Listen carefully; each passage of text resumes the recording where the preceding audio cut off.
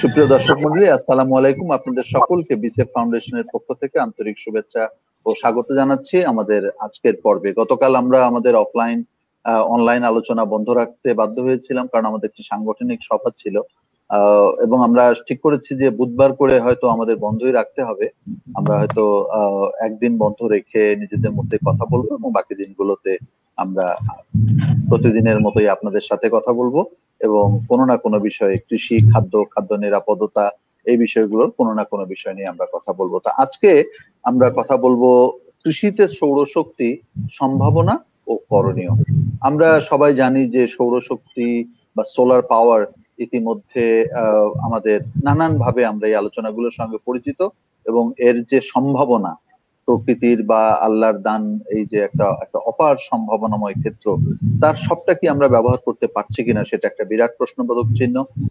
বিশেষ করে কৃষিতে আমরা এটা শুনেছি যে কৃষিতে আমাদের যে সেচ যন্ত্র সারা দেশে, সেইখানে প্রচুর বিদ্যুৎ খরচ হয়, অনেক জায়গায় বিদ্যুতের অভাবে আমরা সেচ দিতে পারি না। সেই চ্যালেঞ্জ গুলো মোকাবেলার জন্য কিন্তু আমাদের সোলার সিস্টেম এগিয়ে এসছে, এবং সরকারি উদ্যোগে এবং বেসরকারি উদ্যোগে উভয় ক্ষেত্রেই আমরা দেখেছি যে সোলার প্যানেল বসিয়ে সেচ দেওয়ার চেষ্টা হচ্ছে। সেটা ছোট ছোট ক্ষেত্রেও যেমন আছে, বড় বড় ক্ষেত্রেও আছে।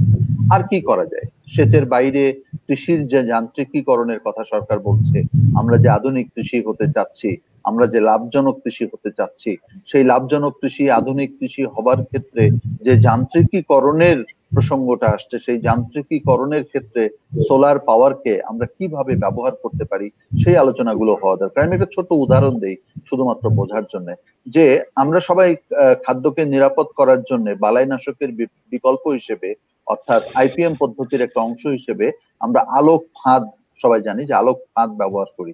এই যে রাতের বেলা যে আলোক ফাঁদটা ব্যবহার করা হয়, সেটা যদি আমি পাওয়ার বেজ না করে সোলার বেজ যদি আমি করতে পারি, তাহলে কিন্তু আমার ব্যয় সাশ্রয়ী হতে পারে। এরকম একটা ধারণা আমাদের মধ্যে রয়েছে, এবং কোথাও কোথাও এরকম মডেল হয়েছে। আবার এর উল্টো কথাটাও রয়েছে। সেই উল্টো কথাগুলো কি সেটাও যেমন শুনবো, তাহলে সেই প্রতিবন্ধকতাগুলো কি করে কাটিয়ে নেওয়া যায়, কাটিয়ে ওঠা যায়, সেই কথাগুলো আমরা শুনতে চাই। আজকে এই বিষয়গুলো নিয়ে আমাদের সঙ্গে দুজন অতিথি বিশেষভাবে যুক্ত আছেন। তাদের একজন হচ্ছেন প্রকৌশলী চিন্ময় গোলদার। আপনারা যারা কৃষির মানুষ, তারা সবাই তাকে নিশ্চয়ই চিনেন। জনাব চিন্ময় গোলদার কাজ করছেন কৃষি সম্প্রসারণ অধিদপ্তরে, এবং তিনি ঊর্ধ্বতন ঊর্ধ্বতন কৃষি প্রকৌশল কর্মকর্তা হিসেবেই দায়িত্বে আছেন। এবং আমাদের দেশে বিশেষ করে সরকারি ক্ষেত্রে ডিএইর যে সোলার নিয়ে যে কাজগুলো হচ্ছে, সেখানে জনাব চিন্ময় গোলদার একটি গুরুত্বপূর্ণ ভূমিকা পালন করছেন, ওয়ান অফ দ্য কি পার্সনস। এবং আমাদের সঙ্গে আজকে যুক্ত আছেন বেসরকারি খাতের একজন অন্যতম উদ্যোক্তা, সোলার গাঁও লিমিটেডের ব্যবস্থাপনা পরিচালক শাহরিয়ার নোমান। শাহরিয়ার নোমানের সাথে আমাদের গত সপ্তাহেও আলোচনা হয়েছিল, এবং তার আলোচনা আমরা শুনেছিলাম কিঞ্চিত, সময় অভাবে সবটা শোনাও হয় নাই।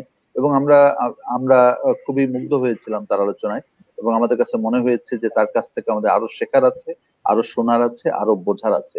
বিশেষ করে উনি যে বড় বড় প্রজেক্ট গুলো করছেন, সেই বড় বড় প্রজেক্টের সঙ্গে সঙ্গে এই এগ্রিকালচার মেকানাইজেশনের, ইনোভেশনের জায়গাগুলো কি হতে পারে, এগুলো নিয়ে তার অনেক ভাবনা আছে। আশা করি সেই কথাগুলো তিনি আমাদের সঙ্গে আলোচনা করবেন। আমাদের সঙ্গে যুক্ত আছেন আমাদের মাটি ও মানুষের জনপ্রিয় উপস্থাপক অধ্যাপক রেজাউল করিম সিদ্দিক। আমরা সবাই তাকে চিনি, জানি। তিনি কৃষির যে 3 যুগ ধরে আমাদের দেশের কৃষির যে বদলে যাওয়া, কৃষিতে যে নানান ধরনের রূপান্তর হচ্ছে, নানান ধরনের সাফল্য গাঁথা রয়েছে, সেগুলো তিনি ডকুমেন্টেশন করছেন এবং বিটিভির মাটি ও মানুষ অনুষ্ঠানের মাধ্যমে সেটি দেশবাসীকে জানাচ্ছেন। এবং সোলার বিষয়ে তারও অনেক অভিজ্ঞতা রয়েছে, আমরা তার কাছ থেকেও তার অভিজ্ঞতাটি শুনবো। এবং আমাদের সঙ্গে যুক্ত আছেন কানাডা থেকে বিসেফ ফাউন্ডেশনের সভাপতি, আমাদের প্রিয় স্যার কৃষি বিজ্ঞানী ডক্টর মোহাম্মদ জয়নুল আবেদিন। তাকেও আমরা আমাদের অনুষ্ঠানে স্বাগত জানাচ্ছি। স্যারও কথা বলবেন। আপনারা থাকুন দর্শক মন্ডলী আমাদের সঙ্গে। আপনারা প্রশ্ন করবেন, প্রতিদিনের মতোই আমরা অনুরোধ করছি, আপনারা প্রশ্ন করবেন, মতামত দিবেন, এবং আপনাদের প্রশ্নের আলোকে আমরা আমরা আমাদের অতিথিদের কাছ থেকে কথা শুনবো।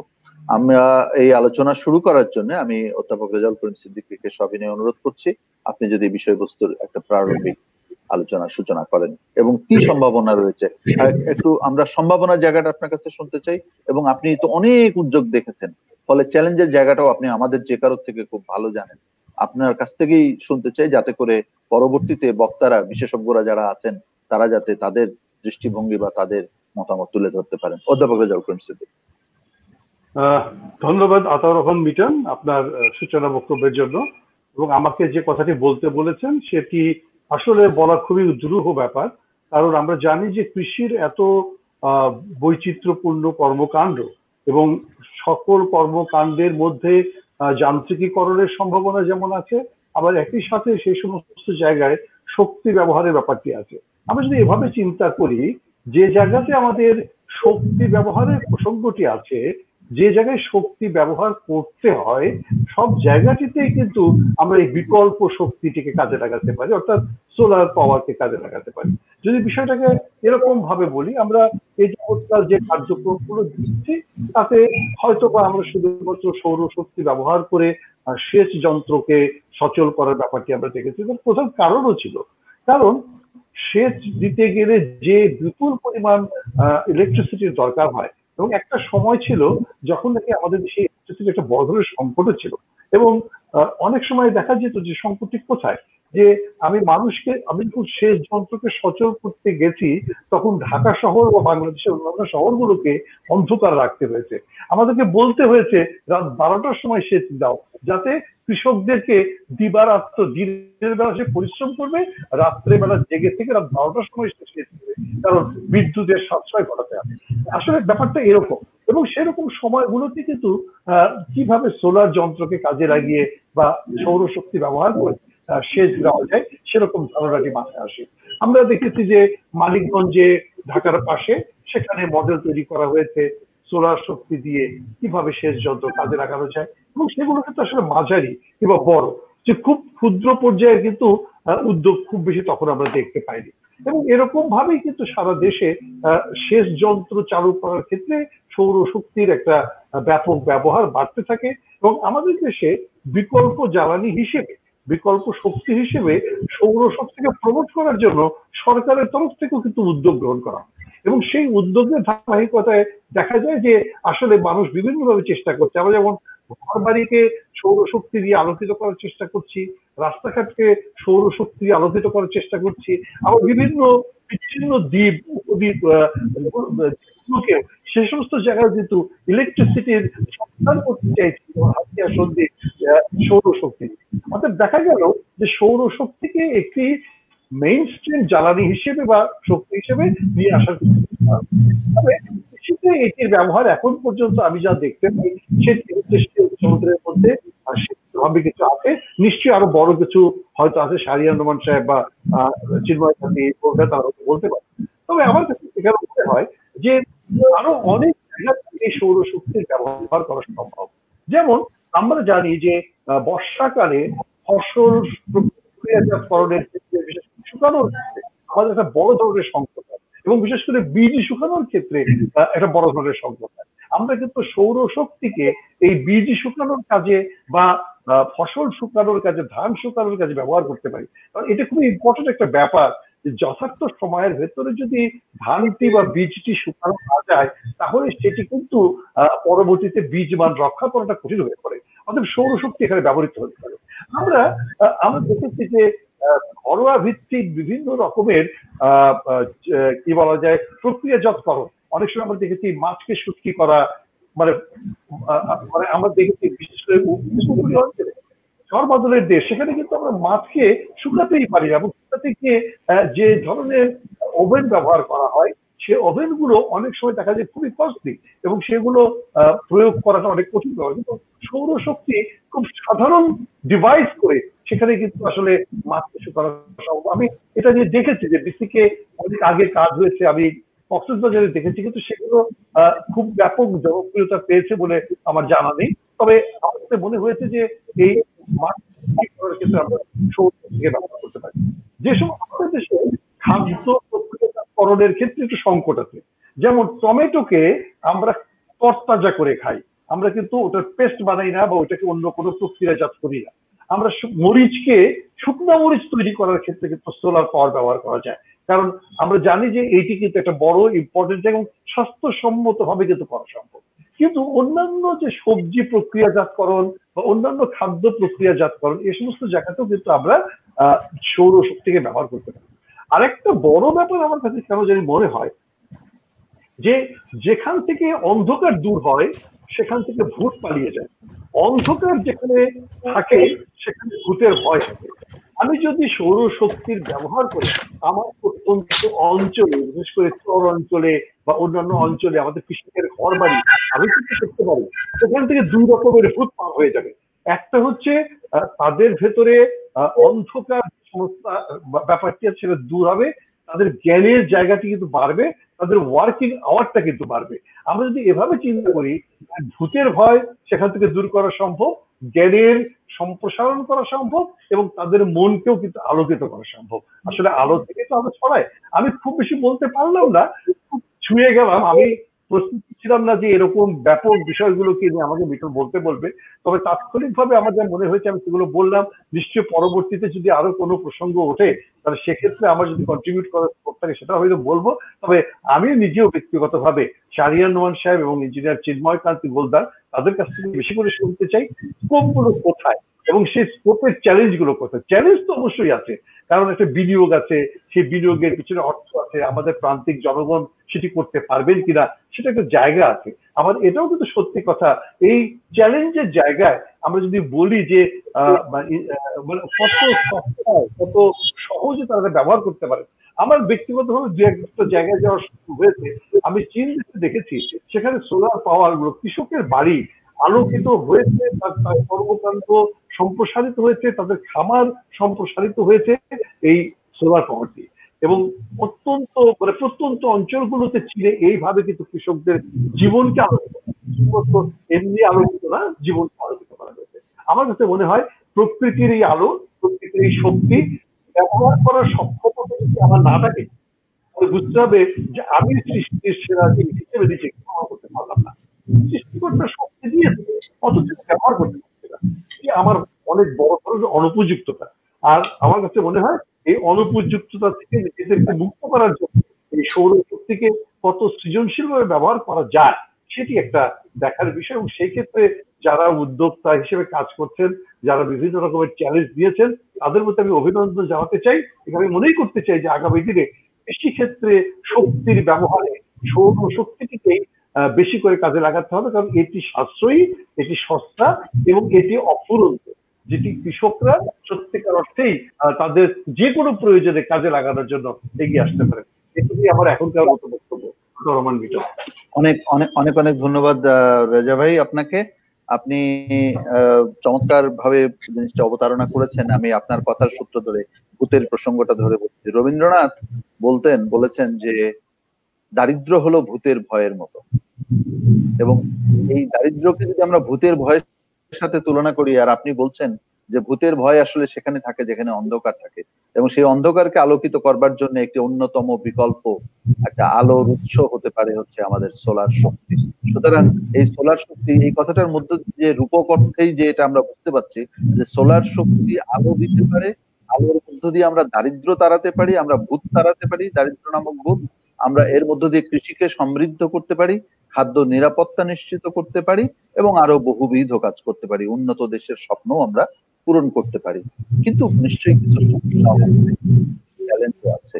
শাহরিয়ার নোমান সাহেবের কাছে আমি একটু জানতে চাইবো যে আপনার অভিজ্ঞতা থেকে আপনারা কি করছেন, কি সম্ভাবনা দেখছেন, চ্যালেঞ্জ গুলো কোথায়, যদি একটু সংক্ষেপে বলে। তারপরে আমাদের সরকারি কর্মকর্তা যিনি আছেন চিন্ময় গোলদার সাহেব, তিনি নিশ্চয়ই তার অভিজ্ঞতা বলবেন। শাহরিয়ার নোমান সাহেব। Yes, thank you. Miton Saib, thank you so much for inviting me back. And I also want to thank our viewers. প্রশ্নটা ছিল যে আসলে সোলারের আর কি পোটেনশিয়ালস আছে আউটসাইড অফ সোলার ইরিগেশন, বা এখন যে অ্যাপ্লিকেশনস গুলো হচ্ছে এই বাংলাদেশে, তার বাইরে কি আছে। আমি তো গত সপ্তাহে বলেছি যে সোলার ইরিগেশনের এখানে মানে অফুরন্ত পসিবিলিটি আছে বাংলাদেশে, because we still have a huge number of diesel pumps that can be replaced. বাসাবাড়িতে দেয়ার অপরচুনিটি তো অবশ্যই আছে, মিনি গ্রিডের মাধ্যমে আছে, সোলার ফার্মের মাধ্যমে আছে, এবং সোলার ইরিগেশন সিস্টেম গুলোর মাধ্যমেও আছে। আমি বলি আপনাকে 2-3টা উদাহরণ দিই। আমাদের দেশে ইরিগেশন, সোলার ইরিগেশনটা এটার ম্যাক্সিমাম ইউজ হচ্ছে আপনার ডিসেম্বর, জানুয়ারি টু মে, জুন, যখন আমাদের বোরো সিজন পানিটা বেশি লাগে। ইরিগেশনটা তখন বেশি দরকার, বা ইরিগেশন সিস্টেম গুলো তখন সারাদিনে ইউজ হয়। এই 5 মাসের বাইরে কিন্তু আমাদের এই সোলার ইরিগেশন সিস্টেম গুলো কিন্তু আইডল পড়ে থাকে। আমন বা আউশ সিজনটা বা রবি সিজনটা, ভেজিটেবল সিজনটা খুব একটা পানি লাগে না, তার মধ্যে তো বর্ষা চলে আসে, বৃষ্টি চলে আসে, যার কারণে ইরিগেশনটা আরো কম লাগে। So what are the options for using this idle energy that is still being created from June to December? আমাদের কিছু ট্রায়াল আছে। আমরা এই 7 মাস বা 8 মাস আমরা চেষ্টা করেছি ছোট ছোট আপনার এগ্রিকালচারাল মেশিনারিজ চালাতে, যেমন আপনার রাইস থ্রেশার, গ্রাইন্ডার, তারপরে হাস্কিং মেশিন, অয়েল। এই মেশিনারি গুলো সব আপনার 2 কিলোওয়াট, 2.5 কিলোওয়াট, 1.5 কিলোওয়াটের মোটর আছে, and you can very easily run these machineries. এবং আমরা দেখেছি যে যদি কোনো মাইক্রো বা কোনো যদি এন্টারপ্রেনিউর থাকে, যাকে আপনি লোনের মাধ্যমে হোক, বা আপনি যদি এরকম একটা মেশিনারি ডোনেট করেন এবং আপনি তাকে তার মেশিনটা আপনি সোলার পাম্পের ইরিগেশন সিস্টেমের সাথে যদি লাগিয়ে দেন, সে কিন্তু এই পাওয়ারটা ইউজ করে একটা ইনকাম করতে পারে। আমাদের এই বীরগঞ্জে এই একজন মহিলা এন্টারপ্রেনিউরকে আমরা ছোট একটা ইয়ে দিয়েছিলাম, থ্রেশার মেশিন দিয়েছিলাম, যেটা উনি ইউজ করে করে করে করে প্রতিদিন একটা ইনকাম জেনারেট করতে, and it was quite a decent income. এবং মানুষজন তাদের ধান নিয়ে কিন্তু ওনার কাছে চলে যেত জাস্ট এই থ্রেশিং করার জন্য। এইটা হচ্ছে একটা example. Another example, another prototype that we tried was run modular cold storage using solar power. আপনারা সবাই জানেন যে আমাদের কোল্ড স্টোরেজ বা মডিউলার কোল্ড স্টোরেজ একটা খুব বড় একটা ক্রাইসিস আছে বাংলাদেশে, যার কারণে আমাদের এগ্রিকালচারাল প্রোডাক্টস, হিউজ পরিমাণ এগ্রিকালচারাল প্রোডাক্টস ওয়েস্ট হয়ে যায়। তো আমরা একটা প্রোটোটাইপ করেছিলাম যে এই সোলার প্যানেল দিয়ে বা এই পাওয়ারটা দিয়ে আমাদের ছোট একটা মডিউলার কোল্ড স্টোরেজ রান করা যায় নাকি, আমরা ভেজিটেবল স্টোর করতে পারি নাকি, বা অন্য কোনো অ্যাপ্লিকেশন যদি থাকে আমরা সেই অ্যাপ্লিকেশনটা যেতে পারি নাকি। So we stored vegetables at about 5 to 8 degrees centigrade, যেহেতু আমাদের প্যানেলটা খুব একটা বড় ছিল না, ওইভাবে পাওয়ার হয়তো আমরা জেনারেট করতে পারিনি, কিন্তু যতটুকু করেছি তাতে কিন্তু বেশ ভালোই ঠান্ডা হয়েছে। এবং ভেজিটেবলের পাশাপাশি আমরা ওইখানে একটা আপনার মাশরুম গ্রো সেন্টার করেছি কোল্ড রুমের ভিতরে, যেহেতু আপনি স্পোর্ট থেকে যখন আপনার কালচারটা করবেন মাশরুমের, তখন টেম্পারেচার ইজ ভেরি ইম্পর্টেন্ট এবং একটা লো টেম্পারেচার মেনটেন করতে হয়, সেটাও আমরা করেছি এবং খুব সুন্দর চলেছে। যেহেতু আমাদের এই প্রোটোটাইপের এই রেফ্রিজারেশন ইউনিট বা কম্প্রেসর ইউনিট গুলো খুব একটা হাই কোয়ালিটির ছিল না, বাংলাদেশের ম্যানুফ্যাকচার ছিল, যার কারণে এটা বেশি দিন চলেনি। But the fact that we could store vegetables at a low temperature, or the fact that we could grow mushrooms at a low temperature just using solar power, that was extremely. Oh my goodness. Shahriar Noman সাহেব disconnected হয়েছেন, যে কোনো ভাবেই হোক, হয়তো উনি ফিরে আসবেন। দর্শক মূল্যে আমরা তার কথা শুনবো। তো যতটুকুই আমরা জনাব শাহরিয়ার নোমানের কথা শুনলাম, উনি এসছেন আবার। আজকে কানেকশনটা খুবই ড্রপ করছে। রাইট আর একটা, if I may continue, thank you Mithun ভাই। আর একটা অ্যাপ্লিকেশন যেটা আমরা করেছি and it is tremendously encouraging is convert আপনার agricultural machineries, something like a tilling machine. আমরা হ্যালো, লাইনে কি আছে সবাই? জি ওকে দেখতে পাচ্ছিলাম না তো। আমরা একটা টিলার বা অ্যাকচুয়ালি দুইটা tiller which run on diesel, আমরা ডিজেলের অংশটা রিমুভ করে সরিয়ে ফেলে আমরা ওইখানে ব্যাটারি দিয়ে একটা টিলার আমরা 4 ঘন্টা চালাতে পেরেছি। But we were using আপনার lead acid battery, যেগুলোর ডেন্সিটি কম, পাওয়ারটা বেশিক্ষণ থাকে না। আমরা 2.5 থেকে 4 ঘন্টা খুব ভালোভাবে চালিয়েছি, তারপরে ব্যাটারিটা শেষ হয়ে গেল, which for us was extremely encouraging. Now the problem is এরকম আপনার বেশ কিছু আসলে অ্যাপ্লিকেশনস আছে সোলার পাওয়ারের, আর আমি যে 3টা অ্যাপ্লিকেশনের কথা বললাম এই 3টাই কিন্তু আপনি ডাইরেক্টলি সোলার পাওয়ার দিয়ে আপনি করতে পারছেন।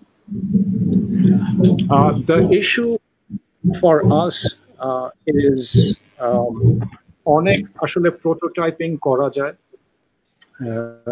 কিন্তু ডেভেলপমেন্ট রিসার্চ করার জন্য একটা ক্যাপিটাল লাগে, যেটা সবসময় আমরা হয়তো জোগাড় করতে পারি না, যার কারণে আমাদের এই প্রোটোটাইপিং এর কিছু লিমিটেশনস রয়ে যায়। বাট আই বিলিভ যে এই রিসার্চ, এই ডেভেলপমেন্ট গুলো যদি কন্টিনিউ করা যায়, whether it's in collaboration with a university, in collaboration with other financial institution, but it cannot be just solar down, or it can be, but I think it will be a lot richer and much more productive যদি আমরা মানে এই রিসার্চারদেরকে নিয়ে কাজটা করতে পারতাম। যদি আমাদের কাছে ফান্ডসটা আরেকটু থাকতো, বা ফান্ডস থাকতো to do the prototyping, to do the research, to do the development, because the applications are there. এই 3টা জিনিসই কিন্তু আপনি যে কোনো সোলার ইরিগেশন সিস্টেম বা যে কোনো মিনি গ্রিডের সাথে আপনি কানেক্ট করে দিলেই জিনিসটা চলবে। বিশেষ করে আপনার এগ্রিকালচারাল মেশিনারিজ, আমরা যখন প্রতিদিনই আসলে ব্যাটারির টেকনোলজিটা ম্যাচিউর হচ্ছে এবং দাম কমে আসছে। এখন লিথিয়াম ব্যাটারি বের হয়েছে, বিভিন্ন ধরনের লিথিয়াম ব্যাটারি বের হয়েছে, আরো বেশ কিছু ব্যাটারি নিয়ে রিসার্চ হচ্ছে। when these batteries become smaller and they become denser, where you can চার্জটা অনেকক্ষণ ধরে রাখতে পারবে বা অনেকক্ষণ ধরে চার্জটা দিতে পারবে, then a lot of these things will become viable. But এটা তো ব্যাটারির অংশটা, আমাদের সাইড থেকেও আসলে আরো কিছু রিসার্চ করার ব্যাপার আছে, কিছু কম্পোনেন্টস নিয়ে কাজ করার ব্যাপার আছে, জিনিসটাকে আরো অপটিমালি ডিজাইন করার ব্যাপার আছে। So I see these kinds of potential from solar. Household application to আছেই, আপনার এই রুরাল কমিউনিটি এম্পাওয়ারমেন্ট তো আছে, but there are a lot of technical aspects that we also can look into. Thank you. Thank you Shahriar Noman ভাই। আমি আপনার কথা যদি একটা সামারি করি, তাহলে চট করে যেটা বোঝা যাচ্ছে সেটা হলো যে 2 কিলোওয়াট থেকে 2.5 কিলোওয়াট পর্যন্ত যে সকল মেশিনারি যাচ্ছে সেগুলোকে আমরা সোলার দিয়ে চালাতে পারি। আপনি বলছেন যে আমাদের ওয়েস্ট ম্যানেজমেন্ট রিডিউস করবার জন্য আমরা স্টোরেজ করতে পারি, এবং আপনারা করেছেন যেখানে 5 to 8 ডিগ্রি সেলসিয়াস টেম্পারেচার রাখা গেছে, এবং সেটা মাশরুম প্রোডাকশনের ক্ষেত্রেও কাজে লাগবে। আর আপনি চ্যালেঞ্জের জায়গাতে খুব জোর দিয়ে বলেছেন যে সেটা হলো যে capital for research is necessary, এবং এই জায়গাটা হচ্ছে মিসিং। কারণ আমরা যদি এই রিসার্চ গুলো কন্টিনিউ করতে পারতাম তাহলে হয়তো এর অ্যাপ্লিকেশনের এরিয়াটা অনেক আমরা এক্সপ্যান্ড করতে পারতাম এবং আরো হয়তো এই ডিভাইসেস গুলোকে আরো কম্পিটিটিভ করা, আরো ক্যাপাসিটেট করার জায়গাগুলো আমরা আনতে পারতাম। আমরা এবার একটু জনাব চিন্ময় গোলদারের কাছে শুনবো। আপনি স্যার। চিন্ময় যাওয়ার আগে ধন্যবাদ আতাউর রহমান মিটন ভাই আমাকে আজকের এই অনুষ্ঠানে। চিন্ময় একটুখানি অপেক্ষা করবেন, আমাদের সভাপতি জয়নুল আবেদিন কিছু একটা বলছেন। আমি মানে শাহরিয়ার সাহেবকে জিজ্ঞাসা করছি, আপনি যে ক্যাপিটাল ফর রিসার্চের জন্য বলছেন, ইটস ওকে, রিসার্চটা দরকারি, আপনার ইন্ডিজিনাস রিসার্চের খুবই দরকার আছে, কিন্তু এটা তো আলাদা ক্যাপিটাল না কে এক্সিস্টিং যে রিসার্চ এজেন্ডা আছে সরকারের, বিভিন্ন কৃষি গবেষণামূলক প্রতিষ্ঠান আছে, সেই সমস্ত প্রতিষ্ঠানের এজেন্ডার ভিতরে এটা তোলা গেলে তো আর এই ক্যাপিটালের যে আপনি এক্সট্রা ক্যাপিটালের কথা বলছেন সেটার দরকার নাও হতে পারে। স্যার, আমি আপনার কথা খুব একটা ক্লিয়ারলি শুনতে পারিনি, কিন্তু মানে জিস্টটা যদি অন্যান্য অর্গানাইজেশনস যেগুলো আছে যারা এই ধরনের প্রোটোটাইপিং বা রিসার্চ এন্ড ফাইন্যান্স করে তাদের সাথে যদি আমরা যুক্ত হই তাহলে এরকম একটা সাপোর্ট পাবো অ্যাবসলিউটলি। বাট আমরা নিজেরাই আসলে ওইভাবে ক্লিয়ার না যে কারা এই কাজটা করে বা কারা এই সাপোর্টটা দিতে পারবে। আমি সরি স্যার, আপনার কথাটা আমি ক্লিয়ারলি শুনতে পারিনি একদম। আমি যেটা বলছি যে বাংলাদেশ কৃষি গবেষণা ইনস্টিটিউট, বাংলাদেশ ধান গবেষণা ইনস্টিটিউট, এটলিস্ট এই দুটা প্রতিষ্ঠানের এগ্রিকালচার ইঞ্জিনিয়ারিং অ্যাক্টিভিটিস আছে যারা এই সমস্ত ফার্ম পাওয়ার এন্ড মেশিনারি নিয়ে কাজ করেন। তো আপনার যে ইস্যুটা রয়ে গেছে যে সোলার পাওয়ার বেসড আসলে মেশিনারি, ফার্ম মেশিনারিজ এর জন্য গবেষণা দরকার, তার জন্য এক্সট্রা ফান্ডিং এর জন্য বলছেন, হয়তো দরকার আছে ফান্ডিং, কিন্তু ফান্ডিং নাও লাগতে পারে যদি ওদের যে ফান্ডিং আছে সেইখানের ভিতরে তাদের রিসার্চ এজেন্ডাতে আপনার ইস্যুটাকে ইন্টিগ্রেট করা যায় কিনা, সেই জন্য আপনি তাদের সঙ্গে অথবা অ্যাটলিস্ট রিসার্চ কাউন্সিলের চেয়ারম্যান সাহেব আছেন ঢাকাতে, ওনার সঙ্গেও কথা বলে দেখতে পারেন।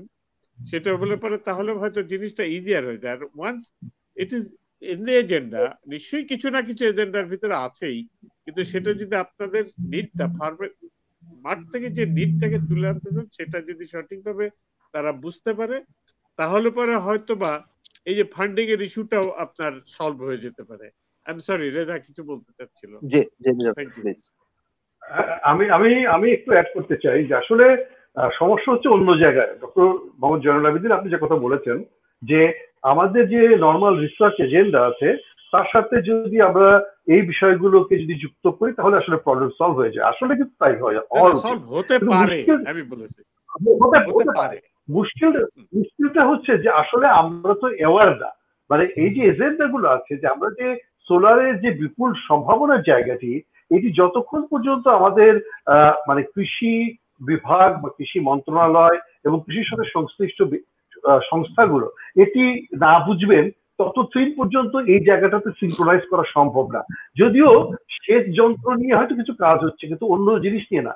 এখানে একটা সংকট হচ্ছে কোথায় জানেন, আমাদের এনার্জি মিনিস্ট্রি এবং এগ্রিকালচার মিনিস্ট্রি এবং তার সাথে পিপিপি মানে পাবলিক প্রাইভেট পার্টনারশিপ, এই হোলিস্টিক অ্যাপ্রোচটা যতক্ষণ না হবে ততক্ষণ পর্যন্ত আসলে আমরা কাজ করতে পারবো না। তবে এজেন্ডা ইজ ওকে, আমার কাছে মনে হয় যে কৃষির এক্সিস্টিং সিস্টেমের মধ্যেই এটা নিয়ে সলিউশন করার চেষ্টা করা যেতে পারে এবং আমার কাছে মনে হয় যে আমরাও এই পয়েন্টটাকে রেইজ করতে পারি। শাহরিয়ার নোমান সাহেব যে প্রসঙ্গটা তুলেছেন আমার কাছে মনে হয় যে খুবই চমৎকার, এবং ওই যে বললাম না যে আমাদের ইন্টার মিনিস্ট্রিয়াল আন্ডারস্ট্যান্ডিং এবং পিপিপি আন্ডারস্ট্যান্ডিং এইগুলোকে আরো বেশি স্ট্রেংথেন করা দরকার এই সমস্ত এজেন্ডাতে। জি ধন্যবাদ। আমরা চিন্ময় গোলদার সাহেবের কাছে এই বিষয়ে শুনি, উনি যেহেতু এটা নিয়ে কাজ করছেন নিশ্চয়ই তিনি আমাদেরকে জানাতে পারবেন যে কি হচ্ছে, গভর্নমেন্ট কি ভাবছে, কি করছে এবং কি সম্ভাবনা আছে। যে চিন্ময় গোলদার সাহেব যদি বলেন।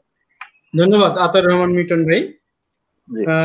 আমরা কৃষিভিত্তিক অর্থনীতির বাংলাদেশে ডিজেলের ঘাটতি কিংবা বিদ্যুতের মাত্রাতিরিক্ত চাপের কারণে প্রায় প্রত্যেক বছরই বিঘ্নিত হয় সেচ কার্যক্রম, ফলে কমে যায় উৎপাদন লক্ষ্যমাত্রা। বোরো মৌসুমে দেশে বিভিন্ন ধরনের মোট 1.33 মিলিয়ন সেচ পাম্প ব্যবহৃত হয়। এগুলির প্রায় 87% হচ্ছে ডিজেল চালিত, যার জন্য প্রতি বছর 800 মিলিয়ন লিটার ডিজেল লাগে। আর 0.18 মিলিয়ন পাম্প বিদ্যুৎ চালিত। সৌর বিদ্যুতের পাম্প ব্যবহার করা গেলে দেশে প্রতি বছর 800 মিলিয়ন লিটার ডিজেল এবং প্রায় 760 মেগাওয়াট বিদ্যুৎ বাঁচানো সম্ভব। এটি হচ্ছে আমাদের, এই আলোকে বাংলাদেশ হচ্ছে আমাদের সৌর বিদ্যুতের জন্য একটি সম্ভাবনাময় দেশ। ভৌগোলিক কারণে দেশে এখানে বছরে প্রায় 300 দিনেরও বেশি রোদ থাকে। এই সম্ভাবনাকে কাজে লাগিয়ে কৃষি সম্প্রসারণ অধিদপ্তর গ্রহণ করেছে সৌরশক্তি চালিত সেচ যন্ত্রের মাধ্যমে সেচ প্রদান কার্যক্রম। এই কার্যক্রমের মাধ্যমে আমরা প্রথমত 100টা উপজেলা এই কার্যক্রমগুলো নিয়েছি। ইতিমধ্যে আমাদের বিভিন্ন বক্তা যেমন বলেছিলেন যে আমাদের নভেম্বর থেকে এপ্রিল পর্যন্ত সাধারণত বড় যে মৌসুমটা আছে সেই মৌসুমে আমরা এই সেচ যন্ত্রগুলোকে কাজে লাগাতে পারি। কিন্তু এই প্রকল্পের একটি বিশেষ বৈশিষ্ট্য হচ্ছে যে আমরা সারা বছর এই সৌরশক্তিকে কাজে লাগাবো। সেটার সিস্টেমটা কি হয়েছে, আমরা এখানে 60 বিঘা জমি এই প্রকল্পের যে প্রদর্শনী হবে সেই প্রদর্শনীর আওতায় নিয়েছি। একে 3 ভাগে ভাগ করেছি আমরা। 20 বিঘা জমিতে আমরা সেচ দিব বড় মৌসুমে। বাকি যে অংশটা থাকবে সেখানে থাকবে সবজি। সবজিটা আমাদের সারা বছরই চাষ হয়। সেই কারণে আমরা যে প্রদর্শনী প্লটগুলো প্রাথমিকভাবে নির্বাচন করেছি সেখানে ধান থাকবে, পাশাপাশি সবজি থাকবে, যাতে আমার সৌরশক্তি যে শক্তিটা পাচ্ছি সেই শক্তিটা যেন আমরা সারা বছর কার্যকরী থাকে। এটাকে লক্ষ্য রেখে এই ধরনের একটা কার্যক্রম এই প্রকল্পের আওতায় নেওয়া হয়েছে।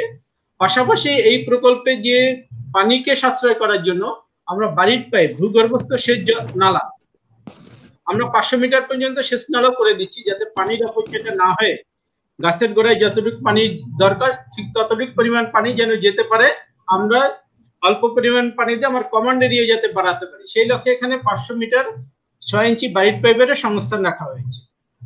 পাশাপাশি এখানে ড্রিপ ইরিগেশনের একটা ব্যবস্থা রাখা হয়েছে। আপনারা জানেন ড্রিপ ইরিগেশন গাছের গোড়ায় ফোঁটা ফোঁটা করে পানি পড়ে, যার ফলে পানির কোনো অপচয় হয় না। এই যে নতুন উন্নত প্রযুক্তিগুলো সেই প্রযুক্তিগুলোর সমন্বয়ে এই প্রকল্পের আওতায় রাখা হয়েছে। আমরা কৃষকদেরকে এটা এখন এই মুহূর্তে বিনামূল্যে দিচ্ছি, যেহেতু এটাকে তাদের কাছে গ্রহণযোগ্য হওয়া এবং এইটা দ্বারা যাতে তারা উপকৃত হতে পারে সেই কারণে আমরা 1/2 কিউসেক পাম্প এটা ব্যবহার করছি। এর আগে আমাদের বক্তারা বলেছিলেন যে বড় ধরনের প্রকল্প ক্ষেত্রে এটি ব্যবহার করা হয়, কিন্তু কৃষি সম্প্রসারণ অধিদপ্তর একদম মার্জিনাল কৃষক যাতে ব্যবহার করতে পারে, ক্রান্তি কৃষক যাতে ব্যবহার করতে পারে সেই জন্য একদম ছোট ধরনের পাম্প 1/2 কিউসেক পাম্প এখানে ইন্ট্রোডিউস করেছে, যাতে এইটা দিয়ে সে তার যে জমিটুকু আছে সেই জমিটুকু সেচের আওতায় আনতে পারে। তাতে করে হবে কি কৃষকদের অ্যাফোর্ডেবিলিটি বাড়বে এবং এই প্রকল্পের গ্রহণযোগ্যতাটা বাড়বে। এইটা হচ্ছে আমাদের এই প্রকল্পের বর্তমান কার্যক্রম রয়েছে। পাশাপাশি কৃষি সম্প্রসারণ অধিদপ্তর আলোকপাত এই সৌরশক্তির মাধ্যমে করার জন্য বিভিন্ন ধরনের প্রকল্পে এর সংস্থানগুলি রাখা শুরু হয়েছে। আমাদের বিভিন্ন প্রকল্পে আলোকপাতের ব্যবহারগুলো শুরু হয়েছে এবং ইতি সম্প্রতি আমাদের সাত কৃষিতেও যেখানে আমার ড্রিপ ইরিগেশন ব্যবহৃত হয় সেখানে আমাদের সৌরশক্তির মাধ্যমে সেচ দেওয়ার জন্য একটি প্রকল্প দাখিল হয়েছে। আগামীতে হয়তো সেই প্রকল্পটা আসবে। সৌরশক্তিকে আমরা বিভিন্ন আঙ্গিকে, কৃষির বিভিন্ন আঙ্গিকে ব্যবহার করার জন্য বিভিন্ন কার্যক্রম ইতিমধ্যে আমরা হাতে নিয়েছি, যার মাধ্যমে জনগণ উপকৃত হচ্ছে এবং তাদের মধ্যে একটা ব্যাপক সাড়া চলে আসছে। যে এটাকে যে আমাদের দেখা যাচ্ছে যে বড় মৌসুমে যখন আমার সেচের প্রয়োজন হয় সেই সময় আমার ডিজেল থাকে না, ডিজেলের সংকট থাকে, বিদ্যুতের সংকট থাকে, তখন উৎপাদনের একটা ব্যাপক মাত্রায় ক্ষতি হয়ে যায়।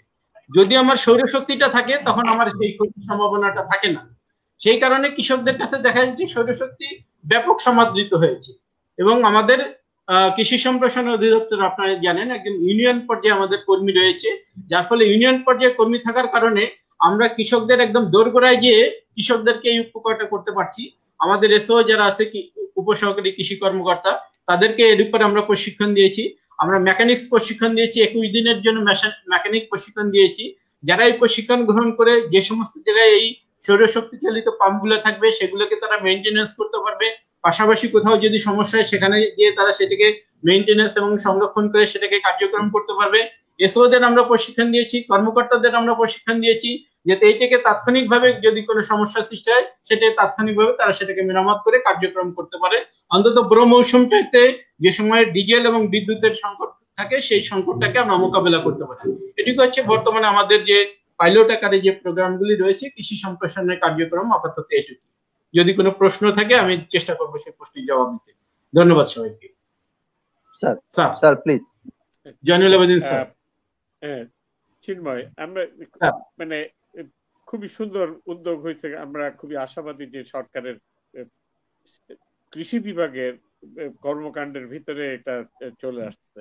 কিন্তু আপনি একটা কথা বলেছেন যে সেচ ছাড়াও বিভিন্ন কর্মকাণ্ডে করা হচ্ছে, এই বিভিন্নটা কি কি সেচ ছাড়া আর কি ব্যবহারের জন্য প্রচেষ্টা করা হচ্ছে অথবা ইয়ে আছে? এটা সবুজ, আমি শেষ করি, আরেকটা প্রশ্ন আছে।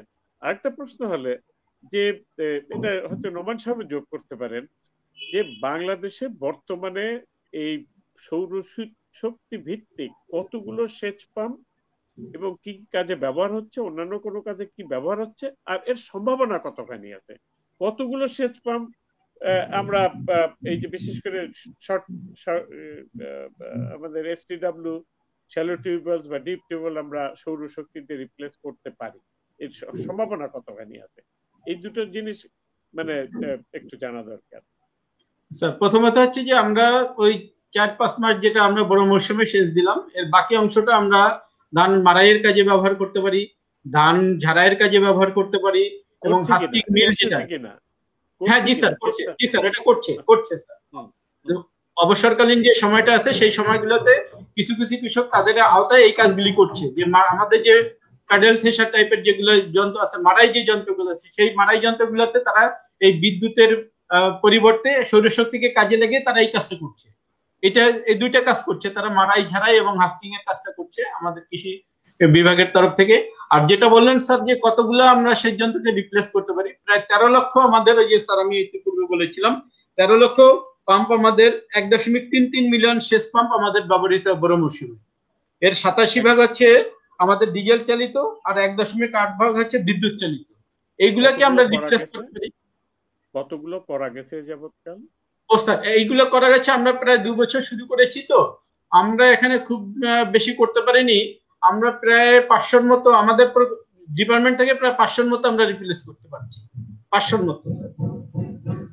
সারা দেশের হিসাবটাই আপনাদের কাছে থাকা উচিত, যে নোমান সাহেবরা করছেন বা আরেকজন করছে। কৃষি সম্প্রসারণ বিভাগ তো আমাদের কৃষির মাদার ডিপার্টমেন্ট, এইখানে সার্বিক তথ্যটাই থাকার দরকার যে কৃষি সম্প্রসারণ বিভাগ কতটুকু করেছে আর বাকিরাও কতটুকু করেছে, যাতে করে আমরা হিসাব করা যায় যে আরো কোথায় কি করার আছে।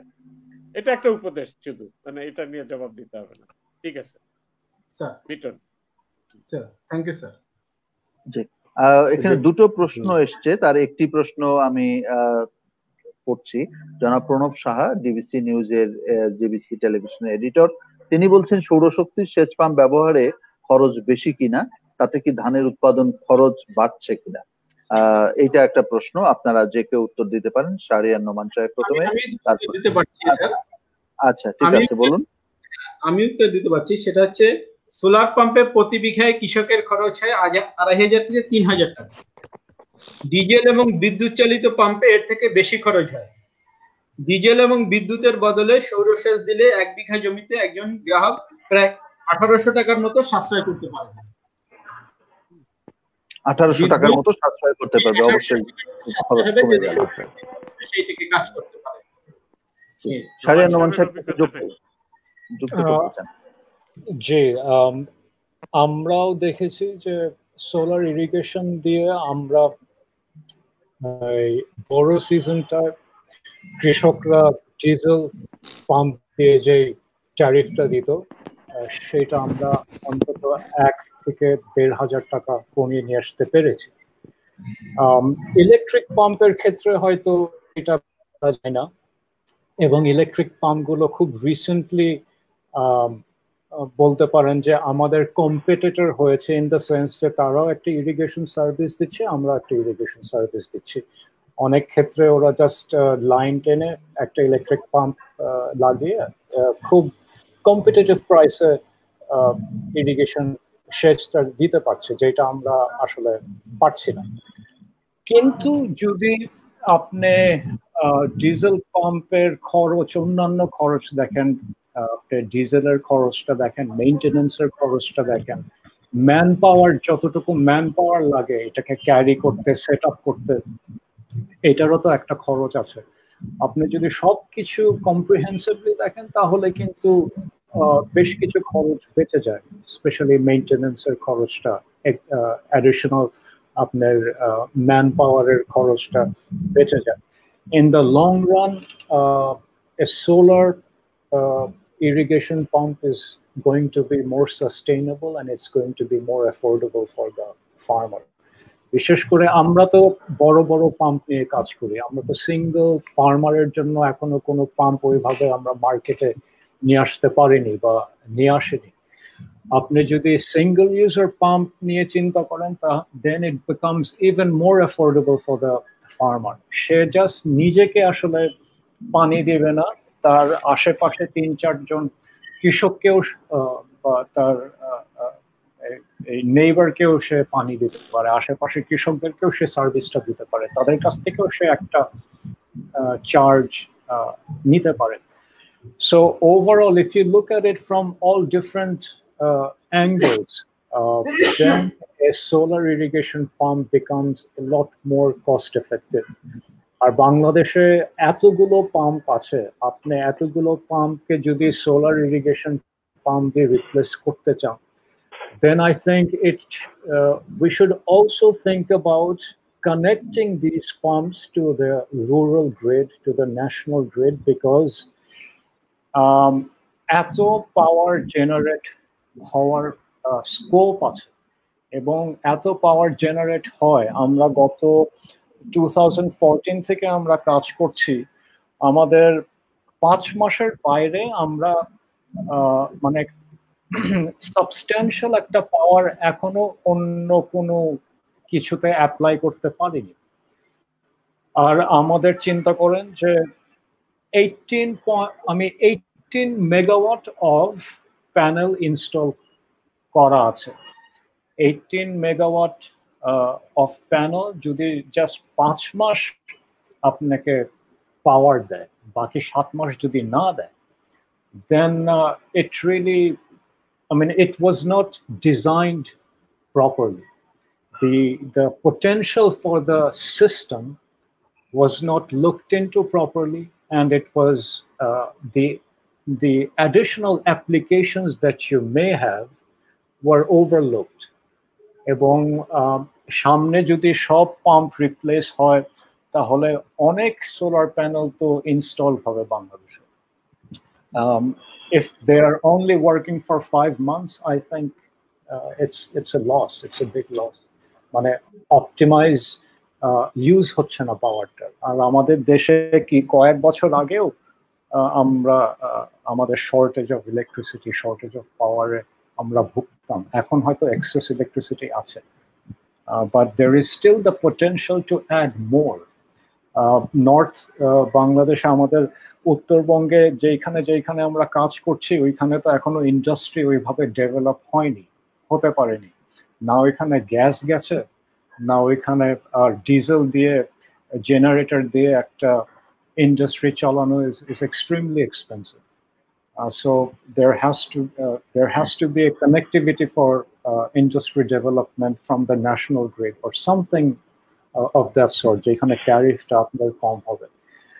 সো এই বিদ্যুৎটা যদি আমরা বিভিন্নভাবে অ্যাপ্লাই করতাম, যদি ছোট ছোট ইন্ডাস্ট্রিয়াল এরিয়া করে ওইখানে প্ল্যান করে ওইখানে বিভিন্ন ইন্ডাস্ট্রি মাথায় রেখে আমরা যদি একটা ছোট ছোট সোলার ফার্ম বা সোলার ইপিজেড জোন ধরনের কিছু বানানো যেত, where you can give power to a lot of different applications, machineries. আমি মনে করি যে মানে এইটার থেকে যে আমরা যেটা বেনিফিটটা পেতাম, it would have been a lot more than just installing solar pumps to be used 5 months out of the whole year. মানে আসলে কম্প্রিহেন্সিভ ওরকম একটা প্ল্যান রাখা উচিত, করা উচিত। জি, thank you so much. Rezaul Karim Siddique Saheb কি যেন বলবেন? হ্যাঁ, আমি যেটা বলছিলাম যে আমি শাহরিয়ার নোমান সাহেবের কথার সাথে পরিপূর্ণ একমত। আপনার একটা ইকোনমিক্স দেখতে হবে যে আপনার শক্তিটি আছে, অথচ শক্তি আপনি কাজে লাগাতে পারছেন না।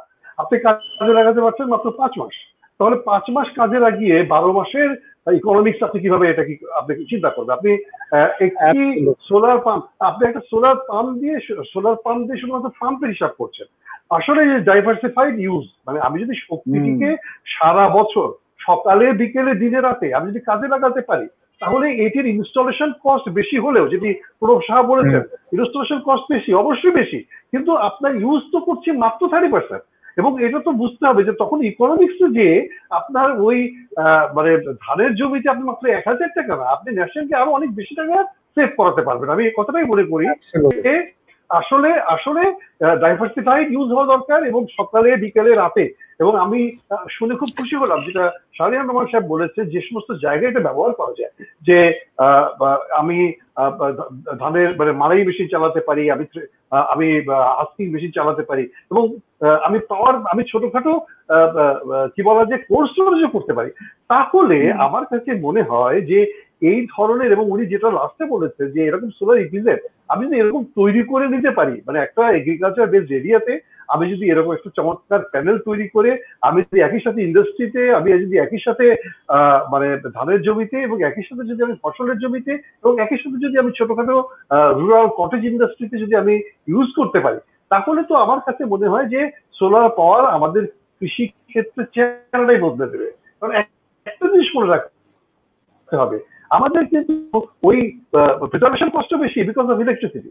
আমি যদি এভাবে চিন্তা করি যে আমাদের ওই যদি পাওয়ারকে চালানোর জন্য যে খরচটা হয় সেটাও কিন্তু বেশি বিকজ অফ ডিজেল, তাহলে আমি সব জায়গায় যদি কস্টকে এরকম ভাবে ভাগ করে ফেলতে পারি, তাহলে তো এগ্রিকালচারের মাত্রাটা অন্য জায়গায় চলে যায়। রাজা ভাই চলে গেছেন। স্যার স্যার আপনি কি যেন বলতে, আপনার মাইক্রোফোন স্যার, মাইক্রোফোন। আমি একটু যোগ করতে চাই যে আমরা আসলে হিসাব করছি, এটা ঠিক, ইস্যুটা ঠিক আছে যে ইনভেস্টমেন্ট কস্টটা বেশি আছে, কারণ মাত্র 5 মাস ব্যবহার হচ্ছে অর্থনীতির দিক থেকে করেছে। কিন্তু আমরা যদি হিসাব করি যে আমার এই যে 13 লক্ষ ডিজেল চালিত সেচ যন্ত্র আছে, 13-14 লক্ষ, এদের পিছনে কত লক্ষ টাকা, কয় হাজার কোটি টাকা খরচ হয় ডিজেল ইম্পোর্ট করে নিয়ে আসতে? হ্যাঁ, 800 মিলিয়ন লিটার, 8,000 মিলিয়ন লিটার, মানে 800 মিলিয়ন লিটার। আমি যে মানে কোথাও পড়েছি কয়েক বছর আগে, প্রায় 900 মিলিয়ন ডলার থেকে $1 বিলিয়ন মতো খরচ হয় ডিজেলের। সেটার যদি শুধু সেচের জন্যই, সেটার হিসাব করলে প্রায় 8-9 কোটি টাকা, 10,000 কোটি টাকা চলে যাবে আর কি। এই টাকাটা তো সরাসরি তো আমাদের অর্থনীতির সঙ্গে জড়িত হতে পারে, কিন্তু তার চাইতেও আমি মনে করি তার চাইতেও বড় বেনিফিট যেটা ব্রডার স্ক্রিনে যদি চিন্তা করি, যে আমার পরিবেশ, যে এই যে আমি আজকে সোলারের উপরে নির্ভর করে যদি আমি এটা করি, আর ওই সমস্ত জিনিসগুলো ডিজেলকে যদি আমি মানে একেবারে বিদায় করে দিতে পারি, তাহলে আমার পরিবেশের উপরে যে দারুণ একটা প্রভাব পড়বে, ইতিবাচক প্রভাব পড়বে, সেটা একটা খুবই গুরুত্বপূর্ণ জিনিস। সেটারও একটা অর্থনীতি আছে কিন্তু রেজাল্ট করে। সেই অর্থনীতিটাও যদি চিন্তা করে, অ্যাকচুয়ালি ইম্পোর্ট আসছে না, প্লাস যে আমার যে এনভায়রনমেন্টের ক্ষতি থেকে যে বাঁচাচ্ছি, সেই অর্থনীতিটা যোগ হওয়া উচিত। আমি একটা জিনিস মানে পুরোপুরি সমর্থন করি যে আমার এটা 12 মাস না হলেও 11 মাস চালানোর মতো এটা থাকা দরকার। এবং যখন চলবে না, আমি আগের দিন বলেছিলাম, যখন এটা আমার সেচের কাজের জন্য ব্যবহার হচ্ছে না, অথবা আর একটা কাজের জন্য ব্যবহার হচ্ছে না, আর তখন যদি এটা হয়, সেটা পাওয়ার গ্রিডে যেতে পারে না কেন, যে বিদ্যুৎটুকুই হবে, সোলার এনার্জি যেটুকুই ট্র্যাপ করতে পারবে, সেটা অন্য ব্যবহার যদি করতে পারা যায় সবচেয়ে ভালো। না হলেও তো পাওয়ার গ্রিডে তো যেতেই পারে। পাওয়ার গ্রিডেরও যে ডিজেল ইম্পোর্ট করতে হয় বা করতে হয়, সেটাও কমে যেতে পারে। প্লাস আমাদের বিদ্যুৎ যে চলে যাওয়া, এই যে ক্ষণে ক্ষণে আসার, ক্ষণে ক্ষণে যাওয়া, সেটাও বন্ধ হয়ে যেতে পারে। আমি মানে আমার মনে একবার দেখার সৌভাগ্য হয়েছিল সোলারগাঁওয়ের আপনাদের যে কোল্ড স্টোরেজ বা ইত্যাদি, এগুলো দেখার সৌভাগ্য, কোথাও আমার দেখার সৌভাগ্য ছিল। আমি খুবই এনকারেজিং আসলে। আমরা নিরাপদ খাদ্যওয়ালারাও বারবারই বলছি যে আমার গ্রামে গঞ্জে ছোট ছোট কেন ইয়ে তৈরি হয় না, কোল্ড স্টোরেজ তৈরি হয় না কেন, যে পেঁয়াজ রাখার জন্য, শাকসবজি রাখার জন্য, স্বল্পকালীন ট্রানজিটের কালীন সময়ের জন্য কোল্ড স্টোরেজ করার জন্য। আপনার সেগুলো মানে খুবই এনকারেজিং। আমার এইগুলাকে প্রচার করা দরকার। আর আমাদের চিন্ময় আছেন, তাদের উচিত এই জিনিসগুলাকে আরো মানে সরকারি তরফ থেকে বড় আকারে, বিশাল আকারে করে নেওয়া। Sorry, thank you. আমি আমি আমি যে কথাটি শেষ করতে চেয়েছিলাম, আমি যদি সেই জায়গাটা একটু চাই, আসলে আমার মনে হয় যে আমি ব্যক্তিগতভাবে গণমাধ্যমে কাজ করলেও মানে এই যে এত ডাইভার্সিফাইড ইউজ, মানে আমাদের জায়গাটিতে আমরা জানি যে হ্যাঁ এটা তো একটি সাশ্রয়ী সিস্টেম, কিন্তু আমরা নিজেরাও কিন্তু এতটা বেশি সচেতন নই। আমি শাহরিয়ার নোমান সাহেব এবং চিন্ময় গোলদার সাহেব দুজনকে অনুরোধ করব যে এই জায়গাগুলোকে আরো বেশি করে প্রচার করার ব্যবস্থা করা। আমি ব্যক্তিগতভাবে এক্ষেত্রে মানে নিজে খুবই কনভিন্স যে আমরা যদি এরকম বিষয়গুলোকে আরো বেশি করে তুলে ধরতে পারি মানুষের ভেতরে, তাহলে দুটো লাভ হতে পারে। যে আমাদের কৃষকরা সকলে যে দরিদ্র তা কিন্তু নয়, অনেকে কিন্তু এখন 12 লক্ষ 15 লক্ষ টাকা দিয়ে কিন্তু তারা কম্বাইন্ড হারভেস্টার কিনছে। মানে ব্যাপারটা কিন্তু এরকম, আমাদের অনেক কৃষক কিন্তু উদ্যোক্তায় পরিণত হয়েছে। অতএব আমি যদি এরকম ভাবে চিন্তা করি যে এই সিস্টেম গুলোকে একটি স্থানীয় এন্টারপ্রেনারশিপে তৈরি করা যায় কিনা, এবং সেই জায়গাগুলোতেও মনে হয় যে এই প্রচারণার মধ্য দিয়ে সেটা যেতে পারে। এবং আমার কাছে মনে হয় যে আমাদের গবাদি পশুর খামার, আমাদের মুরগির খামার এবং অন্যান্য সব জায়গাতে যেখানে ইলেকট্রিসিটির অনেক রকমের ব্যবহার আছে, সেই সমস্ত জায়গাগুলোতে কিন্তু আমাদের এই সোলার এনার্জিটা কাজ করতে পারে। এবং আমি ব্যক্তিগতভাবে মনেই করি শাহরিয়ার নোমান সাহেব এবং চিন্ময় বাবু, আপনারা যদি মানে আমি নিজেই যোগাযোগ করব, আমরা এটি নিয়ে আরো অনেক বেশি মানে মোবিলাইজ করা, ইনফরমেশনকে ডিসিমিনেট করার জন্য একসাথে কাজ করার ক্ষেত্রে আমরা অগ্রসর হতে পারি। আমি ব্যক্তিগতভাবে মানে খুবই ইন্টারেস্টেড যে এই জিনিসটা নিয়ে অনেক বেশি কাজ করা সম্ভব সামনের দিকে। ধন্যবাদ। থ্যাংক ইউ রেজা ভাই। আমার অনেকগুলো প্রশ্ন চিন্ময় বাবুকে দেওয়ার আছে। আমি একটা কারেকশন যদি করি, আমি মনে হয় ভুল করে তখন সোলার ইপিজেড বলেছিলাম, আমি আসলে মিন করছিলাম যে সোলার বেসড ইন্ডাস্ট্রিয়াল জোন। আসলে ঠিক আছে, thank you. But we like your idea, solar EPZ কি তো হতেই পারে, এটা হতেই পারে। মানে আমার কাছে মনে হয়েছে যে এটার ভিত্তি আছে। যাই হোক, আমি চিন্ময় বাবুর জন্য অনেকগুলো প্রশ্ন দিতে চাই, দর্শকদের কাছ থেকেও এসছে, আপনি খেয়াল করেছেন। যেমন একটা এসছে রিসার্চের কথা, যেটা জার্নালিস্ট স্যার কিছুটা রেসপন্স করার চেষ্টা করেছেন। তারপরেও আপনার, আমরা জানি কেজিএফ এর কথা জানি, আমাদের সরকারের কৃষি মন্ত্রণালয়ের ফান্ড, আপনার এটা তো ডিএইর হয়তো ম্যান্ডেট নয়, কিন্তু আপনি একজন কৃষি সংশ্লিষ্ট ব্যক্তি হিসেবে ফ্রম দ্য গভর্নমেন্ট পার্সপেক্টিভ, অথবা আপনার যতটুকু জানা আছে এই রিসার্চের জায়গাতে কি কি স্কোপ আছে, কতখানি স্কোপ আছে, সেটা যদি আপনি জানেন তাহলে একটু বলবেন। এখানে ইন্টার মিনিস্ট্রিয়াল একটা রেসপন্সের কথা এসছে, আমাদের প্রণব সাহা তিনিও বলেছেন যে এটার সঙ্গে তো পরিবেশের একটা বড় গুরুত্ব রয়েছে, আমাদের জ্বালানি মন্ত্রণালয়ের এখানে তো এগিয়ে আসা উচিত ছিল, কৃষির তো কথাই নাই, এটা তো কৃষিরই বিষয়। সুতরাং এই যে কৃষকের শুধুমাত্র সেচ পাম্প নয়, কৃষকের বাড়িকে আমার বিদ্যুতায়িত করা থেকে শুরু করে তার জীবনযাত্রার, তার লাইভলিহুডের যে অন্যান্য যে সকল ইকুইপমেন্ট সে ব্যবহার করে, অ্যাক্সেসরিজ ব্যবহার করে, সবটাই তো সোলার বেসড ইলেকট্রিসিটি দিয়ে এটা হতে পারে। তাহলে সেই জায়গাতে আমরা কতটুকু মনোযোগ দিচ্ছি, বা কৃষি সম্প্রসারণ অধিদপ্তর কিংবা আপনার প্রজেক্ট কি করছে সেটা যদি একটু বলেন। আমাদের মাথায় রাখতে হবে যে আমাদের যে সাবসিডি, ডিজেলের যে সাবসিডি, এটা কিন্তু জনগণের পয়সায় যাচ্ছে, এবং এই হিউজ সাবসিডি জনগণ দিচ্ছে, জনগণ হয়তো টের পাচ্ছে না। ফলে ডিজেলের ব্যবহার, আপনি যে সংখ্যাটি বললেন সেই সংখ্যাটি তো খুবই মারাত্মক। 1.33 মিলিয়ন ডিজেল পাম্প আছে বাংলাদেশে, এবং প্রায় 800 মিলিয়ন লিটার ডিজেল আমরা খরচ করছি, সেটা হিউজ কস্ট। এবং স্যারও বলছিলেন যে কয়েক হাজার, প্রায় $1 বিলিয়ন কথা বলছিলেন। তো এই যে এত বড় একটা কস্ট, এটাকে মিনিমাইজ করার জন্য কেন আমরা সোলার প্যানেলকে, বা সোলার প্যানেল না, সোলার এনার্জিকে আমরা কেন এগিয়ে নিয়ে যাব না, বা এই ক্ষেত্রে কি আছে, আপনি যদি একটু রেসপন্স করেন জনাব চিন্ময় গোলদার। ধন্যবাদ।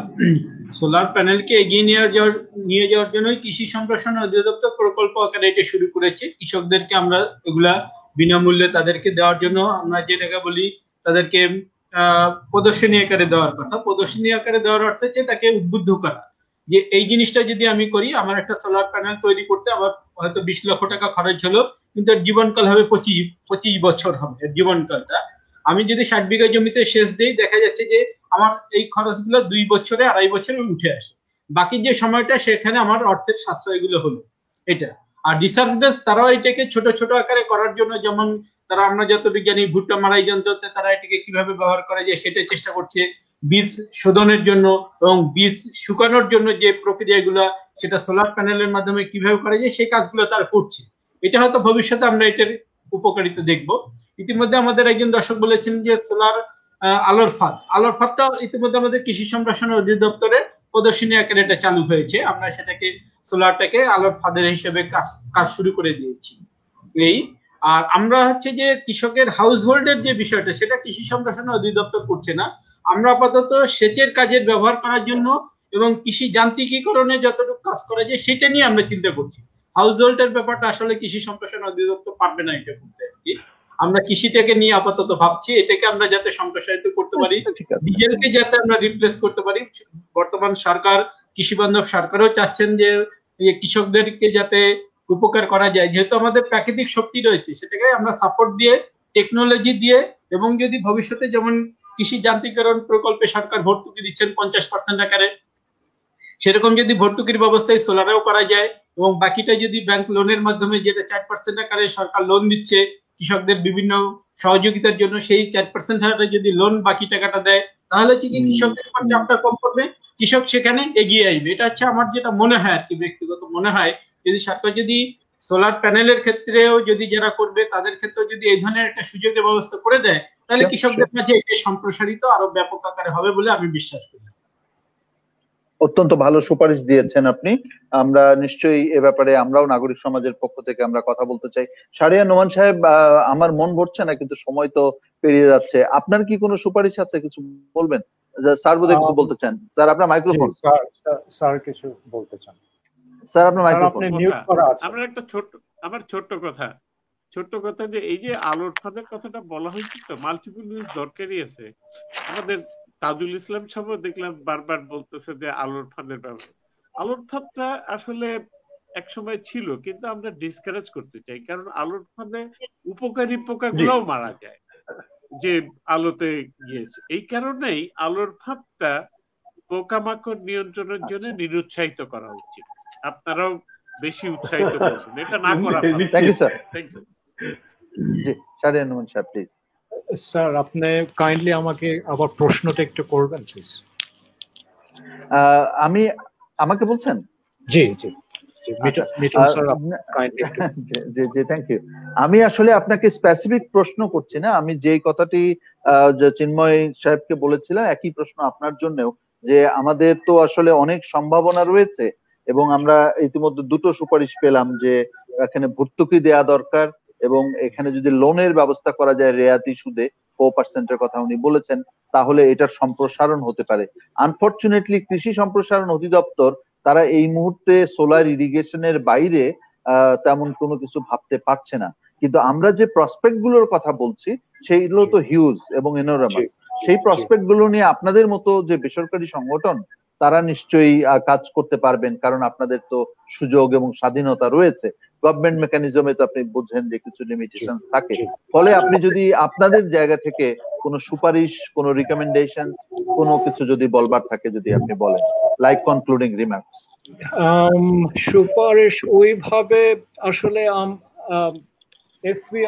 if we can approach researchers, the ministry, if we can make our case to them in an open discussion, এবং তারা যদি এইটা নিয়ে ভালো কিছু ফিডব্যাক দিতে পারে, that is all the recommendation I can give at the moment. আর গত সপ্তাহে বলেছিলাম যে আমাদের ফাইন্যান্সিয়াল ইনস্টিটিউশন যদি একটু আগিয়ে আসে তাহলে রিনিউয়েবল এনার্জি আমাদের মতন প্রাইভেট কোম্পানিগুলো আরো বেশ কিছু বিষয় নিয়ে কাজ করতে পারে। And I think it's all a matter of all the different stakeholders, government organization, private organizations coming together and working together. I mean, এটাই হচ্ছে আমার সবচেয়ে বড় রিকোয়েস্ট আসলে। জি রাজা ভাই, থ্যাংক ইউ শাহরিয়ার নোমান ভাই। জি রাজা ভাই। আমার কথা খুবই ক্লিয়ার। আমি যে কথাটা বলছিলাম যে আসলে প্রচুর স্কোপ আছে, সেই স্কোপ গুলোকে ক্যাপিটালাইজ করা দরকার। এবং এগুলোকে সম্প্রসারণ করা দরকার, বোঝানো দরকার। এবং আসলে যে কথাটা লিটন প্রণব সাহা বলেছেন, মানে এটা খুবই ইম্পর্টেন্ট, যে আমাদের পরিবেশ মন্ত্রণালয়, আমাদের জ্বালানি মন্ত্রণালয়, আমাদের কৃষি মন্ত্রণালয়, এমনকি আমাদের স্থানীয় সরকার, তারা প্রত্যেকেই কিন্তু সম্মিলিতভাবে এটাকে নিয়ে কাজ করা দরকার। কারণটা হচ্ছে যে আমরা শুধুমাত্র একটি কৃষি জমিকে কিন্তু আমরা সমৃদ্ধ করছি না, আমরা খালি কৃষকের জীবনকে সমৃদ্ধ করছি না, আমরা কিন্তু দেশকে সমৃদ্ধ করছি। এখানে খুবই সিম্পল ব্যাপার, যে সকালবেলা বিদ্যুৎ দিয়ে, সকালবেলা যেটি আপনি ইরিগেশন পাম্প করবেন, বিকেল বেলায় কিন্তু সন্ধ্যার সময় কিন্তু স্থানীয় বাজারগুলো এই আলোকে আলোকিত হতে পারে। আমাদের স্থানীয় সরকারও কিন্তু এখানে ইনভলভ হতে পারে। আসলে মাল্টিপল ইউজ যখন পর্যন্ত করা না যাবে, ডাইভার্সিফাইড ইউজ যদি না করা যায় এবং ভালোবাস যদি কাজে লাগানো না যায়, তাহলে এটাকে সাস্টেইন করানোটা খুবই কঠিন। এবং আমি মনে করি এই জায়গাটাতে বিজনেস মডেল তৈরি করা দরকার, যাতে আমাদের উদ্যোক্তারা এই ধরনের বিজনেস মডেলের আওতায় ইনভেস্ট করে তারা যেন এই জায়গাগুলোতে কাজ করতে পারে। এবং আমার কাছে মনে হয় এই জায়গাটাতে ওই যে আন্ত মন্ত্রণালয় এফোর্ট দিয়েই আমাদের আন্দোলনে নামা উচিত, আমাদের সামাজিক আন্দোলন করে তোলা উচিত এই সোলার পাওয়ার করে তোলার ক্ষেত্রে। আর এই যে এইমাত্র আরিফ ভাই যেটা বললেন যে কেজিএফ, মানে তারা নিজেরাও কিন্তু পাবলিক প্রাইভেট পার্টনারশিপের আওতায় মানে সোলারগাঁওকে সাথে করে নিয়ে, সরকারি প্রতিষ্ঠানকে সাথে করে নিয়ে কোনো সুনির্দিষ্ট বিষয়ে যদি রিসার্চ করতে হয়, সেই রিসার্চ গুলো করতে পারেন এবং সেই রিসার্চের আওতায় কিন্তু আমরা গুড আউটপুট গুলো পেতে পারি। এবং আসল কথা হচ্ছে, আমার যদি ফলাফল, গবেষণার ফলাফল বাক্সবন্দী নয়, গবেষণার ফলাফল মানুষের কাছে যদি আলোর মতো করে যায়, তাহলেই সেই গবেষণা অর্থপূর্ণ। অন্য হলে ওই গবেষণা জ্ঞানের অনেক কিছু তৈরি করবে, কিন্তু আসলে আমাদের তেমন কিছু দেবে না। আমি ওই গবেষণাটা চাই যেটা আউটপুটটা দেবে। আর আমি ব্যক্তিগতভাবে ওই কথাই বলতে চাই যে শাহরিয়ার রহমান সাহেব এবং চিন্ময় বাবু, আপনারা যৌথভাবে কাজ করুন এবং প্রয়োজন বোধে আমাদের গণমাধ্যমের যে ব্যক্তিগুলো আছে তাদেরকে সাথে করে নিয়ে আমরা আন্দোলন গড়ে তুলতে পারি কিনা, পাবলিক প্রাইভেট এবং আন্দোলন করতে হলে নাগরিক সমাজকে লাগবে, বিসেফ কে লাগবে এবং বিসেফ ক্যান ইনিশিয়েট, আমরা এগুলো নিয়ে কথা বলে আমরা নিজেরা একটি সামাজিক আন্দোলন গড়ে তুলতে পারি কিনা এবং একে অপরকে সহযোগিতা করে, আমি এই প্রস্তাবটি রাখতে চাই আমাদের নিজেদের কাছে। ধন্যবাদ। অনেক ধন্যবাদ রেজা ভাই, আপনাদের আমার মনে হয় যে খুব মূল্যবান আলোচনা হচ্ছে, সময়ও শেষে পুরিয়ে আসছে, কিন্তু আমাদের অনেকগুলো ইস্যু অমীমাংসিত থেকে যাচ্ছে। নিশ্চয়ই আমরা আবার কথা বলবো। তারপরেও যদি শাহরিয়ার নোমান সাহেব লাস্ট মিনিটে কিছু বলতে চান, অথবা চিন্ময় বাবু যদি কিছু বলতে চান, না হলে আমি আমাদের সভাপতির কাছে আসবো সমাপনী টানার জন্য। আপনারা যদি কিছু বলতে চান প্লিজ ফিল ফ্রি। ধন্যবাদ, আমার কিছু বলার নেই। Thank you for the opportunity. আশা করি সামনে আবার আপনাদের সাথে সবার সাথে কথা হবে। নিঃসন্দেহে আমরা কথা বলবো এবং কাজও করতে চাই, যেটা রেজাউল করিম সিদ্দিক আমাদের, উনি গণমাধ্যম ব্যক্তিত্ব ডেফিনেটলি, কিন্তু একই সাথে উনি বিসেফ ফাউন্ডেশনেরও একজন অন্যতম প্রতিষ্ঠাতা। সেই জন্যই আমরা বলছি যে আমরা যৌথভাবে কাজ করতে পারি। যে রিসার্চের কথাটা শাহরিয়ার নোমান সাহেব বললেন, আমার মনে হয় যে কৃষি সম্প্রসারণ অধিদপ্তর, সোলারগাঁও, বিসেফ ফাউন্ডেশন, আমরা সম্মিলিতভাবে একটা রিসার্চ প্রপোজাল কেজিএফ কে বলতে পারি বা অন্য এজেন্সিকে বলতে পারি, মিনিস্ট্রিকে বলতে পারি, ইভেন মিনিস্ট্রিকে একত্রিত করবার কথা যেটা স্যার বললেন, সেটাকেও কিন্তু আমরা ক্যাটালিটিক রোলটা প্লে করতে পারি। এই যে ইন্টার মিনিস্ট্রিয়াল কোঅর্ডিনেশনের যে জায়গাটা, সেখানে বোধহয় আমাদের নাগরিক সমাজের পক্ষ থেকে পলিসি অ্যাডভোকেসির সুযোগ রয়েছে, সেটা বোধহয় আমরা করতে পারি এবং সেই উদ্যোগটা নিশ্চয়ই আমাদের নেওয়া উচিত হবে। আমি আমাদের সভাপতি কৃষি বিজ্ঞানী ডক্টর জয়নুল আবেদিনকে এই আলোচনার একটি সমাপনী বক্তব্য দেওয়ার জন্য অনুরোধ করছি এবং সেই সাথে আমরা শেষও করব। স্যার। Thank you Miton. আমরা আগের দিন আলাপ করেছিলাম, তার সূত্র ধরে আজকেও অনেক সুন্দর আলোচনা হয়েছে এবং জাতির জন্য আমার মনে হয় যে এটা জাতির জন্য একটা খুবই মঙ্গলজনক বিষয় নিয়ে এটা আলোচনা হচ্ছে।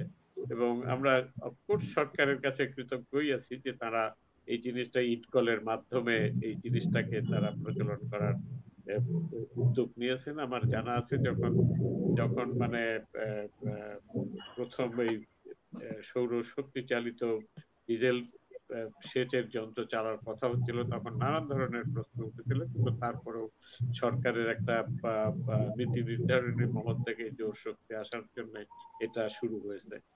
প্রতিবন্ধকতা থাকবেই সবকিছুতে, আমরা আজকে প্রতিবন্ধকতা আলোচনা করছি। ইনশাল্লাহ আমরা যদি সবাই একসঙ্গে কাজ করি, আজকে আমরা জানতে পারতেছি প্রতিবন্ধকগুলো কোথায় আছে, আমরা সেগুলো যদি একসঙ্গে কাজ করি সেগুলো আমরা চলে আসবো।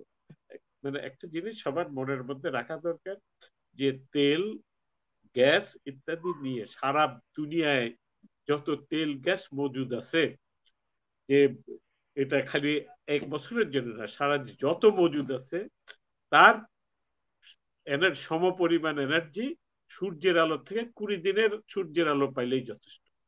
অর্থাৎ সূর্যের আলোর ক্ষমতাটা, সেখান থেকে যে এনার্জি পাওয়া যেতে পারে, খুব পাওয়ারফুল। আমাদের আলহামদুলিল্লাহ হয়তো সবসময় সারা বছর সমানভাবে থাকে না, কিন্তু আমরা একটা বড় একটা সময় আমরা সূর্যের আলোটা পেতে পাই। সেটাকে আমাদের সদ্ব্যবহার করা উচিত, শুধু আমাদের জন্য নয়, আমাদের ভবিষ্যৎ বংশধরদের জন্য, আমাদের পরিবেশের জন্য, আমাদের সুস্বাস্থ্যের জন্য, সবকিছুর জন্য এটার দরকার। এবং সেই জন্য আমাদের একসঙ্গে কাজ করা উচিত। এবং আশা মনে করি যে আমি যে কথাটা বলছি খুবই গুরুত্বপূর্ণ, যে আমরা একটা পাবলিক প্রাইভেট পার্টনারশিপ এবং সমন্বিত কার্যক্রম এটা গড়ে তোলার জন্য, দেশের জন্য, জাতির জন্য মঙ্গলময় একটা পরিস্থিতি যাব ইনশাআল্লাহ। আশা করি যে আমরা ভবিষ্যতে আবার খুব দ্রুতই দেখা হবে এবং এই ব্যাপারে আমরা কার্যকরী পদক্ষেপ নিতে পারব। আপনাদেরকে ধন্যবাদ। চিন্ময় আপনাকে ধন্যবাদ, শাহরিয়ার নোমান সাহেব আপনাকে ধন্যবাদ। ধন্যবাদ স্যার। থ্যাংক ইউ স্যার, আপনাকে ধন্যবাদ।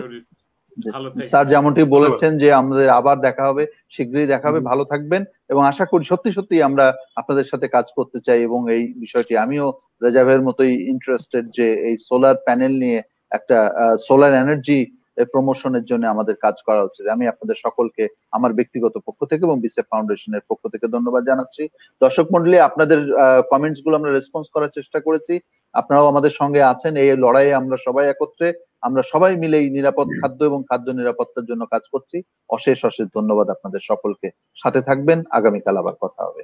আসসালামু আলাইকুম। ধন্যবাদ সবাইকে।